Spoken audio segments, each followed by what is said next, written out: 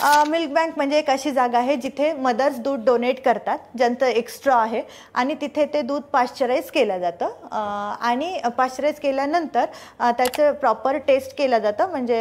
Culture and sensitivity taste आणि नंतर ते गरजू बाळांना NICUच्या बेबीजला गरजू बाळांना पाठवलं जातं। बेसिकली NICUमध्ये फार याला म्हणतात PDHM pasteurise donor human milk आणि याची फार मागणी आहे कारण वरच्या दुधामुळे बाळाचे आतडे खराब होतात लवकर म्हणजे प्रीमॅच्युअर बेबीचे आणि त्यांना जर आपण हे पाश्चराइज डोनर ह्यूमन मिल्क दिलं तर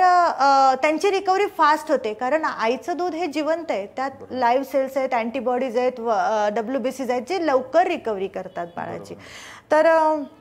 अशा मिल्क बँक आपल्या पुण्यात आहेत 5-6 मिल्क बँक आहेत। एक कधी कधी आईचं दूध जास्त होतं तर आपण ते फेकून देण्याच्या ऐवजी आपण ते दान करू की एखाद्या लेकराचा जीव वाचेल आणि ही खूप सुंदर संकल्पना आहे।